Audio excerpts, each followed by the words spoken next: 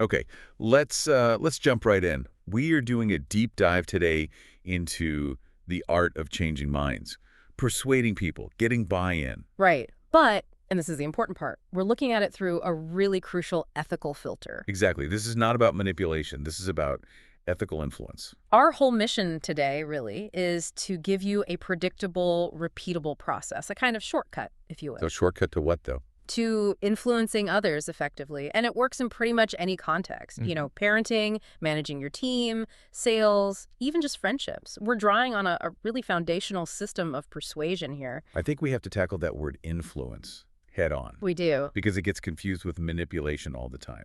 So what are we actually aiming for here? Well, the way we're defining ethical influences, it's about taking an idea you genuinely believe is beneficial for the other person, Okay. planting it carefully, and then guiding them so effectively that they walk away feeling as if they came up with the idea themselves. So it's like collaboration disguised as discovery. That's a great way to put it, yes. That sounds incredibly potent. And I mean, anytime you're talking about having power over someone else's decision-making, the ethical stakes just skyrocket. They absolutely do. We have to start there with that moral anchor.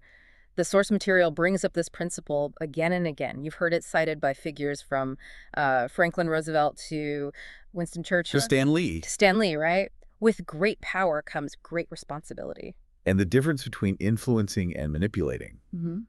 it just comes down to intent. Sheer intent, exactly. Yeah. Are you guiding them toward an outcome that benefits both of you? Or is it just for your own gain, regardless of what they need? That belief in your solution being good for them is completely non-negotiable. Okay, so if we accept that moral responsibility, where do we start? I guess with the mind we're trying to change. That's it. We tend to think of decision-making as messy, chaotic. Totally unpredictable. But the sources argue that people actually follow these repeatable, predictable steps when they're considering a change. And that insight is the foundation for this whole system. It is. If you know where someone is in their own decision process, you know exactly which levers of influence to pull.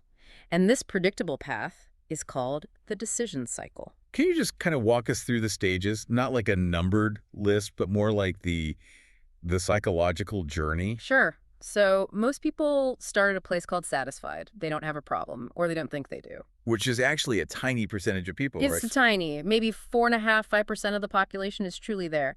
Then they hit this critical pivot point, acknowledge. That's where they realize something's wrong. Something is wrong. From there, they move to criteria, where they start defining what a good solution would even look like. Then they investigate, they select a solution, and finally, they reconsider. Buyer's remorse. Classic buyer's remorse, which, funnily enough, usually sends them right back to being satisfied again. That acknowledged stage, it really feels like the bottleneck, the quicksand of change.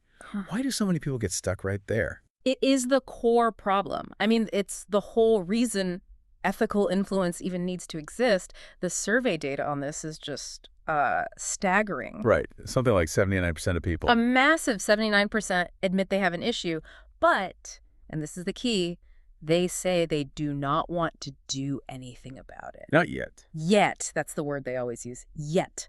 They're stuck in what you could call the whining stage. They procrastinate because the problem just doesn't feel big enough. Or, and I think this is the bigger piece, they're just paralyzed by the fear of change. That's the overwhelming force. I've definitely lived this. I had a squeaky door in my house for, I'm not kidding, 6 months. We've all been there. And the pain of finding a can of WD-40 just felt like more work than the annoyance of the squeak. It validates what the sources say. The fear of the unknown often outweighs the pain of the present. We just put up with problems we could easily fix because our brains are wired for the comfort of the familiar. Exactly. We wait for the leaky faucet to become a flood. So the core insight here is that influence is essentially the strategic effort to solve that 79% acknowledged bottleneck. You have to stop selling your solution. And start probing the pain that justifies the need for it. So the goal of the entire system is to ethically guide people across that psychological line in the sand. Right. From acknowledge where they're stuck to criteria where they're actually committed to finding a solution. And you can't push anyone across that line until you earn the right to even speak. Which brings us to the absolute prerequisite for everything: trust. Trust feels so intuitive, but the sources we looked at suggest it's actually a learned behavior. not a natural one. It's entirely learned, and it's earned by asking questions and then actually listening, not by making a bunch of statements. People think it's about being charismatic or being the expert in the room. They do, but genuine curiosity is so much more effective. There's that great anecdote in the material about the father-in-law. Oh yeah, the guy who was the most popular person at every party. Simply because he never, ever spoke about himself. He only asked people questions. It's the ultimate validation, right? When you talk about yourself, you might inform people. But when you ask questions and really listen, you validate them. They walk away feeling important, and that feeling of importance, that's the bedrock of trust. The old Xerox communication survey confirmed this decades ago. What did that find? Clients overwhelmingly preferred communicators who asked questions and listened. Making statements was, like, virtually irrelevant to building rapport. Okay, that brings us to a fascinating point. Yeah. If we want to build trust, the material says we should actually avoid talking about their problems at first. Right. Isn't that totally counterintuitive? How does avoiding the problem help? It's critical because if you bring up someone's problem before trust is there, their defenses just shoot right up. They'll deny it, they'll lie, they'll downplay it. Anything to avoid commitment, you have to create a safe space first. And this is where the 4 A's of trust come in. It's like your foundational checklist. Okay, lay out the 4 A's for us. First is ask open questions. These are questions that can't be answered with a simple yes or no. Use words like what, describe how. So instead of asking a burned-out employee, are you too busy? Which is a closed question. You'd ask, describe for me what your typical Monday morning looks like. It just opens the door. Okay, what's second? Second, actively listen. Undivided attention. The rule here is simple. If you're multitasking, checking your phone, interrupting, you're not influencing. You're just waiting for your turn to talk. Number 3. Aim your questions. You have to go into the conversation with a goal in mind. You're not pitching your solution yet, not at all, but your question should be guiding the conversation toward a discovery of a need that your solution happens to address. And the last A. Avoid problems. Just like we said, earn the right to get into that painful discussion. Keep it light until you've checked off the first 3 A's. So once that psychological ground is tilled, trust is established. Now we get to the hard part. Creating urgency to move those 79% of people. And this is where the source material uses a pretty provocative analogy, the scab picker. The scab picker. It sounds aggressive. The term is aggressive, but the intent behind it is pure empathy. If the core problem is fear of change, then urgency is the engine that helps people overcome that fear. And the key difference is manipulators tell people their problems. Whereas influencers allow people to tell them. And we do that using something called the probing sequence, a 3-step method of asking questions to gently amplify the issue they've already admitted to. Okay, let's break down this sequence. How does the ethical scab picker throw these probes? The probes escalate the emotional weight. First, you have identify probes. You gently acknowledge the concern using soft language words like concern, difficulty, issue. You're avoiding the loaded word problem. Exactly. And the key tool here is the what happens if question. You use it to get them to see a future disaster. You're protecting them from a what if instead of just cleaning up a what is. So you've confirmed a mild issue exists. Now you have to turn up the dial. Now you use develop probes. This is where you dig a little deeper into the pain points. You extend the conversation to make the person really feel the potential scope of the difficulty. How do you do that? It can be as simple as asking, and, or tell me more about that. The analogy is like a boxer. Once you land a punch, once they admit to a problem, you stay on that topic. You don't move on. So if I'm managing someone who's always late with reports, instead of lecturing them, You'd ask, tell me more about the impact those delays are having on the other team members who are waiting for your data. that makes it tangible. It's not just a personal failing anymore. It's a systemic consequence. Precisely. And then finally, you hit them with the ramifications. The third step is impact probes. The ultimate consequences. This is where you focus on the ultimate outcome. We use the old proverb, for want of a nail. The kingdom was lost, all for the want of a horseshoe nail. You are ethically forcing the person, the procrastinating parent, the resistant executive, to look down the road at the potentially devastating outcome of doing nothing. This still sounds tough. It feels like you're inflicting emotional pain to get what you want. We have to pause here. The ethical checkpoint. Mercy versus meanness. It is so crucial to get this right. Creating that discomfort through questions is actually an act of empathy and kindness. How so? It's a necessary guide to get them past their own debilitating fear. I mean, if you see someone about to walk into traffic, you don't politely suggest they move, you grab them. Right. If you truly believe your solution will prevent a catastrophe for them, then allowing them to continue avoiding the problem, that's the mean, selfish act. Guiding them to commitment is the mercy. So once that urgency is built and the person clearly sees the kingdom they might lose, we get to the pivotal moment, commitment. This is where you ask the single most important question, and it's one that's rarely asked directly, which is, are you committed to making a change?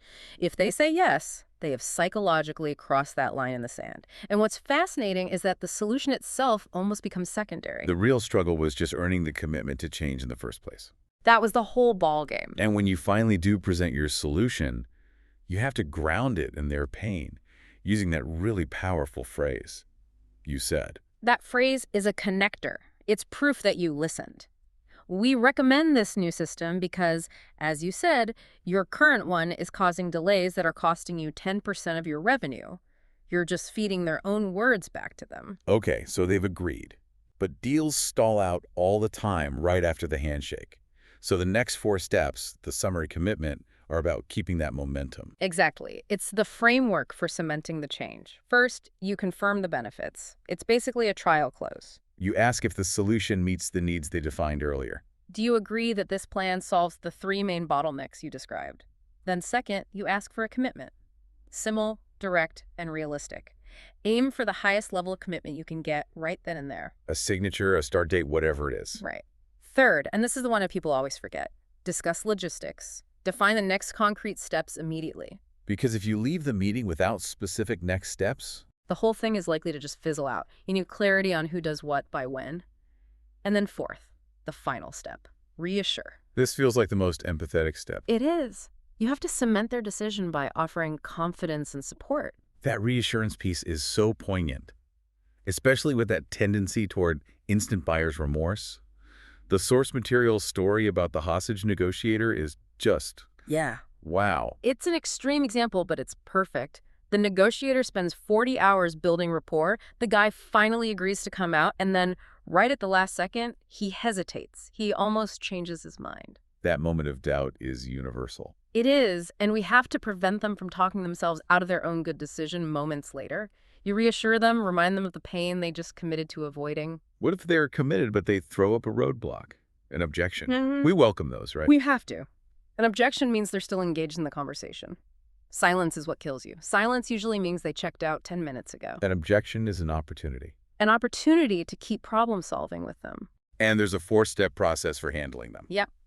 First, clarify. Get to the real objection. The first one you hear is usually just a stall.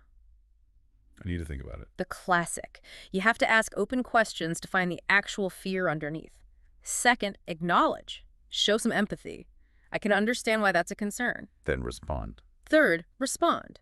If it's just a misunderstanding, use the feel, felt, found method. I understand how you feel. Other managers have felt the same way, but what we've found is X. If it's a real drawback, you summarize the bigger benefits to put it in perspective. And finally, confirm. Fourth, confirm. You have to make sure the objection is totally put to bed before you try to move forward. And the ultimate objection, the one everyone dreads, is price. It costs too much. Which really raises the question of value. When someone says it costs too much, what we have to do is shift their focus from the initial cost of buying the solution to the total cost of ownership, TCO. The long-term cost of owning the problem. That's a great reframe. Can you give us a concrete TCO example that isn't about, like, enterprise software sales? Sure. Let's say you're trying to influence a family member about their health. They object to the cost of a gym membership or buying fresh vegetables. The upfront cost is higher. It is, but the total cost of owning the problem, poor health, potential medical bills, lost productivity, a lower quality of life over 10 or 20 years, that cost is astronomically higher. You show them that when value outweighs the cost of doing nothing, the decision becomes easy. This has been a really fascinating deep dive into a powerful, predictable system. We have the guide from building trust to closing to handling conflict. And the final takeaway really is that this process is a guide, not a straitjacket. It has to be flexible.